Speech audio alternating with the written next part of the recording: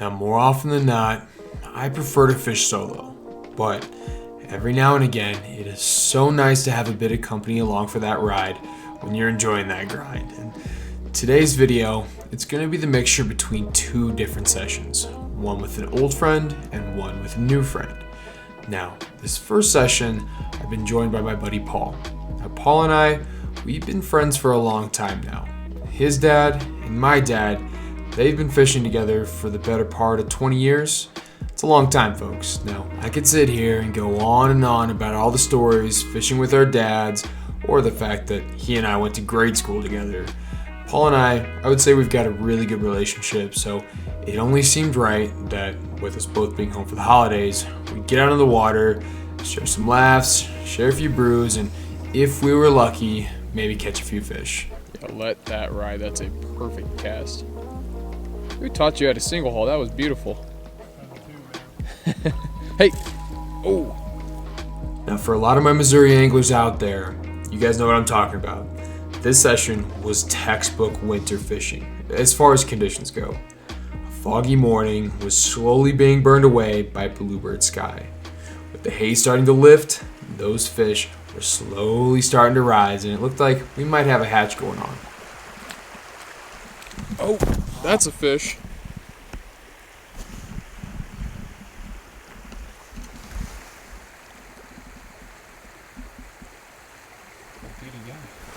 Little guy. Dude, with the purple spots on him, I mean, oh, he's got that orange belly. Look at that. That's a, see ya, buddy.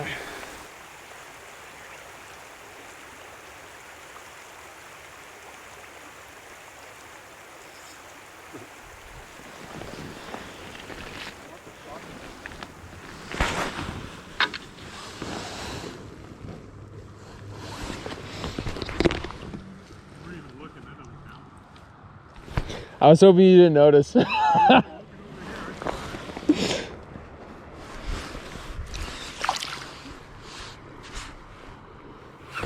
we go.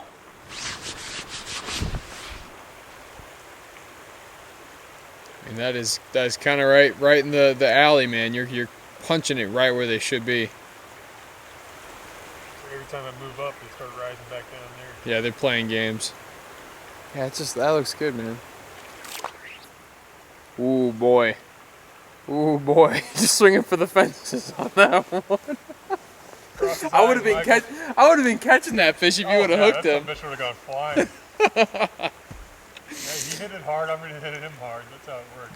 That's fair. Yeah, he smoked that. Can you tell which one it was? It looked like the bottom one. Okay.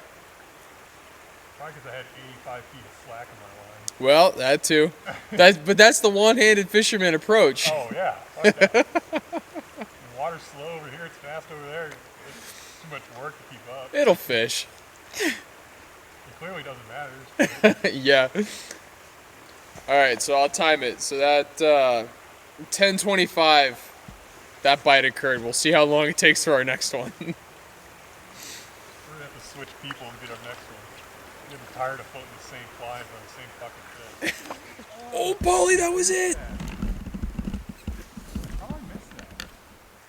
It's almost like clockwork. They just started rising again up here. Well, in this, the hatch either, I don't know, I think the hatch is over. Oh! I'm such an idiot. I think the hatch is over.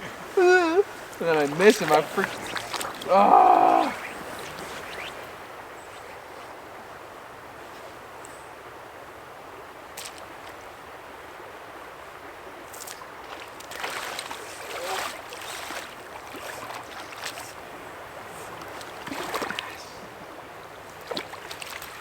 Oh, at the net it popped out. What a stroke of luck. The colors on this one are killer. It's bad when the water actually feels warm. Like it feels rather nice. Oh. And there he goes. All right. It's almost beer 30. You know how they, but the spring feeds the cold water, but every spring or during the season of spring, I should say, that storm drain just blows the entire thing out. It turns into like this chocolate milk Merrimack looking thing. And so yeah, there's like at any point in the year there's like 20 to 30 trout being dumped into the Missouri River via this whole like watershed. Now that we had both managed to get that skunk off, we got some spotted cow quickly to the system, and by all means things were looking up for us. And as our luck would have it, so too were the fish. You know, our hazy Missouri morning was quickly burned off and we were left with a bluebird sky. Nymphs weren't really working, and I had a streamer rig on, and that really wasn't working either. So I decided to put on a separate dry fly rig on my rod so that Paul and I were both rocking teeny tiny dry flies. Now, both were different, but the same in the sense that they were both teeny tiny. And we couldn't exactly tell what the fish were actually biting on. It looked like there might have been a midge hatch as well as a small mayfly hatch. Again, it was hard to tell, and the fish were being a bit fickle at times. But I managed to pull a great pair of wild Missouri bows out of this run, and yeah, it was a great way to kind of kickstart that day and yeah, build the confidence a bit that, okay, we aren't totally out of luck here. Yeah, see that guy? I mean, they're like, hurry up and eat, he's coming back. The giant's back. He's so much bigger than the average angler. Oh, brother. That was a decent one, too. Come on, Polly, confidence, we got this. Okay, I will say, you do seem to be getting kind of screwed. They're coming up so fast. What's wrong?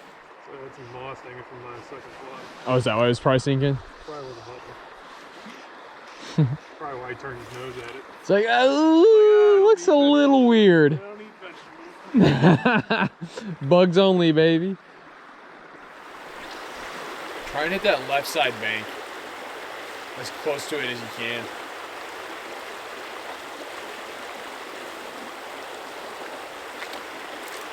Oh my god. Oh, buddy. They're being so cheeky right now.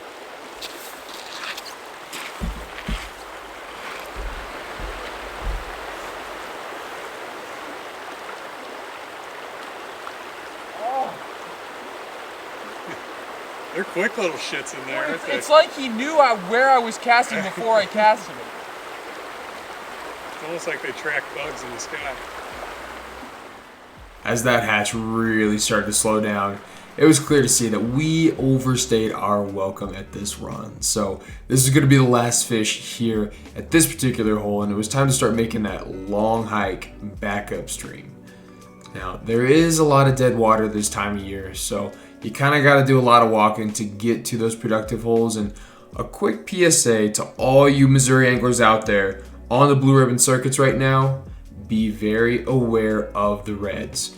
The rainbow trout all throughout the winter months are going to be spawning, so just keep that in mind. Watch your step and don't cast at them, just leave them be. It's cool just to watch them and kind of see how they do their thing while they're building the next generation of rainbow trout.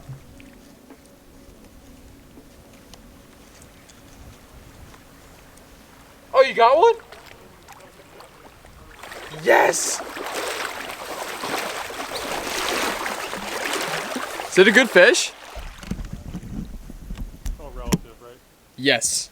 Now you're learning the piney way, Paul. It's an absolute behemoth 6-incher. Oh, dude, that's best fish of the day for sure. Yeah, he clobbered it. I was looking the other direction. Paul's a big audible fisherman. Is that what I'm hearing? Yeah, exactly. Bye-bye, little guy. Nice stuff, man. After Polly got that last fish, the shadows seemed to be getting longer, and we knew our day was almost over. We just had to keep our fingers crossed in hoping we could find at least one more fish to end out our day.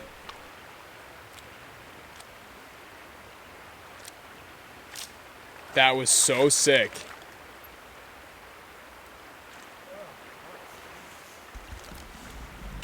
Oh, he looked a lot bigger when he hit that. I know, I was pretty stoked on that, but still a great fish.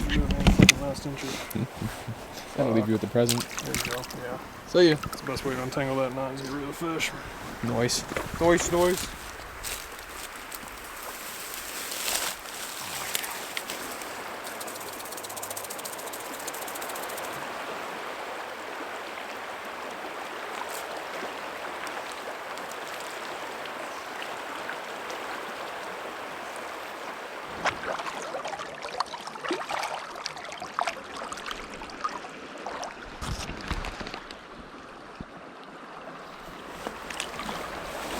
Well, it took a fly change and a little shake and bake, but I got one out of there.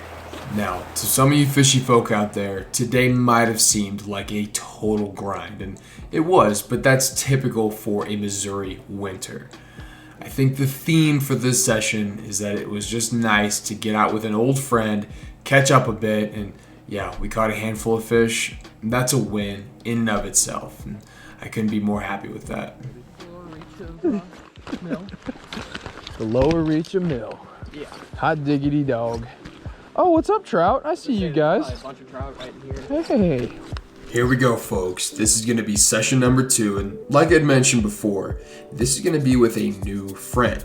Now, the internet, ooh boy, it can be a spooky place full of negativity, but I've noticed that this fly all season community, it is overwhelmingly positive. Now, because of that, I have what I like to call a ton of internet friends.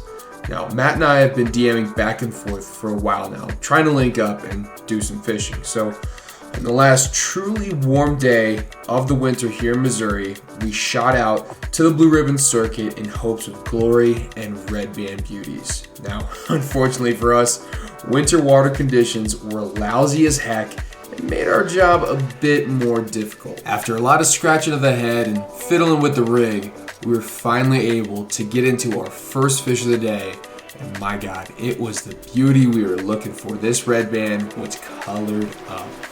Well, we just started getting into the good water, and that is our first fish of the day. A beautiful wild Missouri rainbow. He is ready to get back. That breaks a skunk, and yeah, hopefully we can start piecing something together here. Thank you, sir. Well, that fish ended up being the first fish fluke, as I like to call it. We in fact have not figured anything out, and we're still very much in full grind mode. We kept the pace though and made our way upstream. We did stumble across a big deep hole full of some big old fish, and through the power of polarized sunglasses, we're able to spy on these big old nasty blue ribbon broods while they didn't eat our flies. It was a little frustrating, but still very cool to watch. And I ended up getting on one more fish, just a little guy. Really happy that we got him, but man alive, they were being so fickle. So by now, you should start to notice a trend. A lot of walking, a little snacking, but man, it was time to make our way back to the bridge because we needed a plan B in the worst way. The fish here, it just wasn't happening. If I had one wish to make, I wish there were more fish. And as we made our way to spot number 2, we had high hopes. You know, the water was bigger here, a lot more space to move, and we figured, okay, we can at least get on something. And that's exactly what Matt did. He got on something. Unfortunately, the curse of the camera, I wasn't recording, and the fish flopped before I could make it over there. So at least the skunk was off for the both of us now. One thing I will say about this particular spot is we met a subscriber on the water. You know who you are. Huge shout out to you. Thank you so much for stopping and talking to us. That was so awesome. But as that light was getting low, we made our way to our last spot of the day, the Hail Mary toss. And much like the others, no dice. Alrighty, folks, if you are seeing this, then that means the grinder session is over. And I just gotta say, as always, thank you so much for sticking around and watching these videos. I sure do have a lot of fun making them, and I appreciate that there's folks out there who, yeah, like follow me along with these journeys. It's very interesting. But folks, if you're digging all the fly all season content, you just can't get enough. I'm gonna have to stop real quick and let this car pass because there's a nice highway right here, so pause. And we're back. And if you can't get enough, we've got the 3 staples, of course. We've got the Instagram, the Patreon, and the Discord, so go check those out. But something kind of new, hot off the presses, is the Fly All Season website. tippity type, flouseason.com. My ugly mug will surely pop up, and we've got all sorts of good stuff over there. So yeah, go check it out. And as always, I've got all the QR codes listed down below, the website, everything basically. Oop, pause one more time. And we're back. Anything that you will need is listed down below. So folks, as the sun is setting in the Ozark Mountains, I gotta scoot, make it back home. So wherever you find yourself, be it, yeah, on the side of the road somewhere or in your backyard, all I have to say is that make sure to keep those feet in the water. Until next time, tight lines.